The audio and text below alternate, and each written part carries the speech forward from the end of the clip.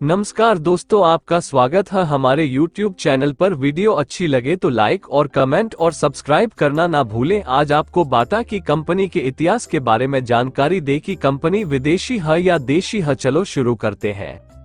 बाटा भारत के middle class लोगों की पहली पसंद के रूप में उभरी है। इस कंपनी की शुरुआत साल 1894 में थॉमस बाटा ने की थी। आज भी बाटा को ज्यादातर लोग भारतीय कंपनी समझते हैं। बाटा कंपनी को ज्यादातर लोग आज भी भारतीय समझते हैं, लेकिन ऐसा नहीं है। थॉमस बाटा ने इस कंपनी की शुरुआत की थी। थॉमस बाटा का जन्म एक ऐसे गरीब परिवार में हुआ था जो जूते बनाने का काम करते थे। साल 1932 में थॉमस की मौत के बाद बाटा को उनके भाई जैन एंटोनिन बाटा ने संभाला था। देश में शायद ही कोई घर ऐसा हो जहां पर किसी ने बाटा के जूते नहीं पहने हों।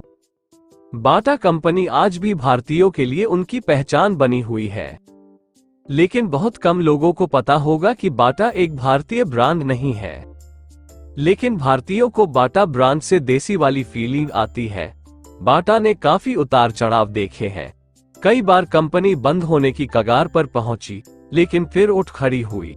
ये कंपनी भारत के मिडिल क्लास लोगों की पहली पसंद के रूप में उभरी है।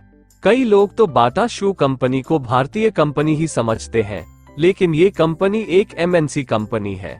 आइए आज आपको बताते हैं कि किस तरह से भारत में बाटा ने सफलता हासिल की, कैसे लोगों का बाटा पर इतना भरोसा बना। बाटा कंपनी की सफलता की पूरी कहानी। ऐसे हुई शुरुआत। बाटा कंपनी की नींव मध्य यूरोप के चेकोस्लोवाकिया में पड़ी थी। इस कंपनी की शुरुआत साल 1894 में थॉमस बाटा ने की थी। थॉमस बाटा का जन्म एक ऐसे गरीब परिवार में हुआ था जो जूते बनाने का काम करते थे। जब कारोबार चल पड़ा तो उन्होंने कर्ज लेकर इसे और बड़ा बनाने की योजना बनाई, लेकिन हालात बिगड़ गए और बिजनेस ठप पड़ गया। कर्ज न चुका पाने के कारण हालत और खराब हो गई। कंपनी को दिवालिया घोषित करना पड़ा। इसके बाद थॉमस इंग्लैंड आ गए और एक जूता कंपनी ने मजदूरी करना शुरू किया। काम करने के दौरान वहां जूते के व्यापार की बारीकियों को समझा और वापस अपने देश लौटकर नए सिरे से काम शुरू किया।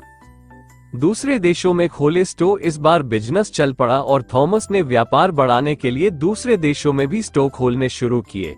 साल 1925 तक बाटा की दुनिया भर में 122 ब्रांच खुल गई।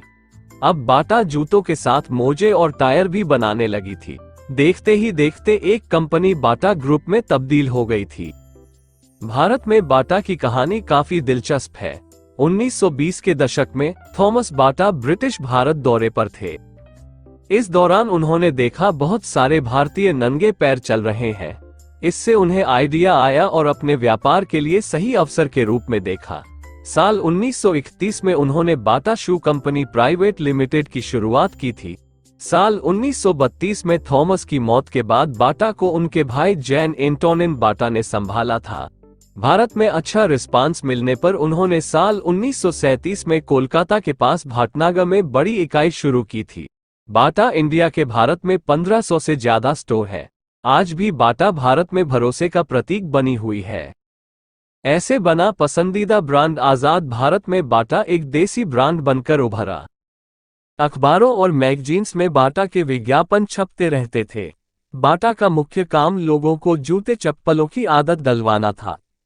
बाटा का नाम ऐसा था कि भारतीय इसे आसानी से बोल सकते थे। ये सुनने में विदेशी नहीं लगता था, इसलिए लोग यकीन कर पाते थे कि ये तो इंडिया का ही ब्रांड होगा। आज बाटा के जूते चप्पल लगभग 30,000 अन्य रिटेल जूते की दुकानों में सप्लाई होते हैं। यानी अगर आपके घर के पास बाटा का शोरूम नहीं है तो मुमकिन है कि पास की छोटी जूते की दुकान पर आपको बाटा के जूते आसानी से मिल जाएं।